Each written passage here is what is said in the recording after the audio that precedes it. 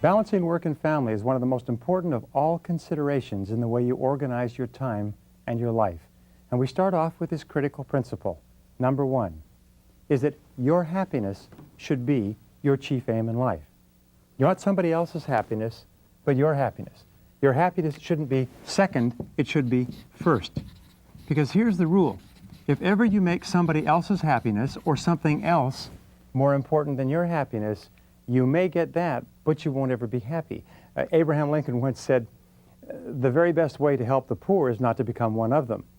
The very kindest thing that you can do for other people is to be happy yourself. And this brings us to point number two. Point number two is fully 85% of your happiness comes from your relationships with other people.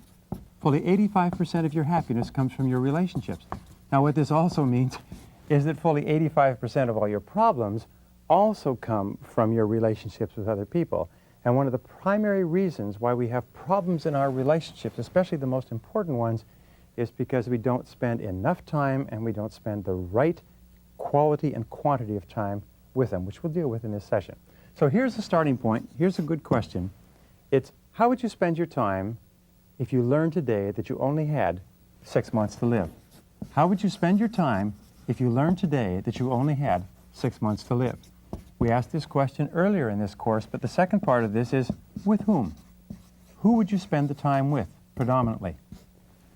What would you want to do with that person? Where would you want to go? How would you want to spend it? What would you want to get accomplished if you learned today that you only had 6 months to live? You see, the answer to this question will bring you face to face with what is really important to you. Sometimes in our sessions we say, imagine that it wasn't 6 months, but it was 6 weeks. Or that it wasn't 6 weeks, but suddenly you learned it was 6 days, and then 6 hours, and then 60 minutes.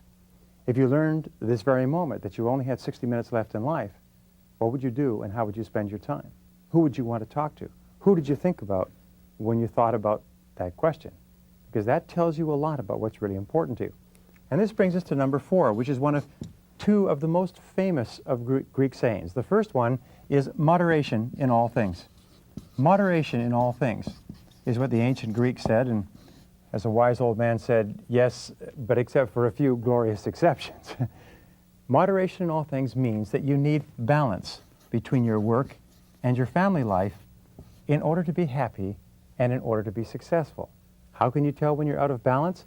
You always experience being out of balance with stress, with anxiety, with irritation, with sleepless nights, with sometimes psychosomatic illnesses. Whenever you're out of balance in your life, you begin to feel it and it begins to manifest itself in your relationships with other people.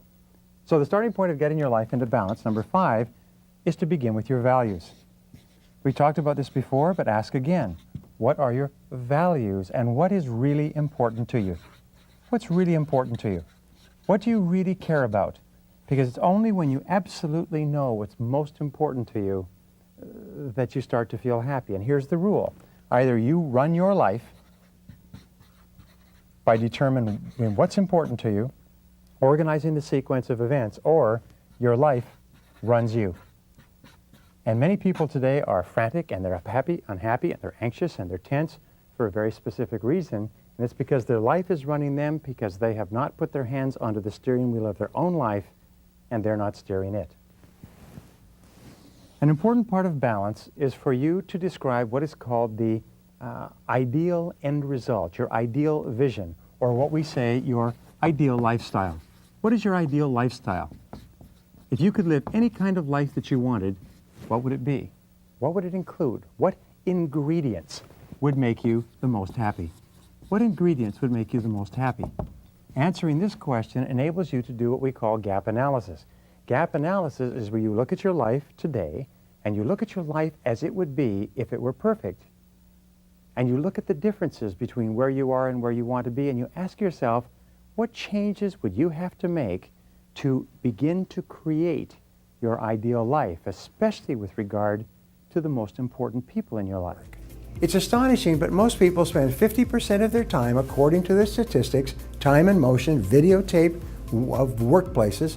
They spend 50% of their time doing non-work related activities while they're in the office or at their place of work.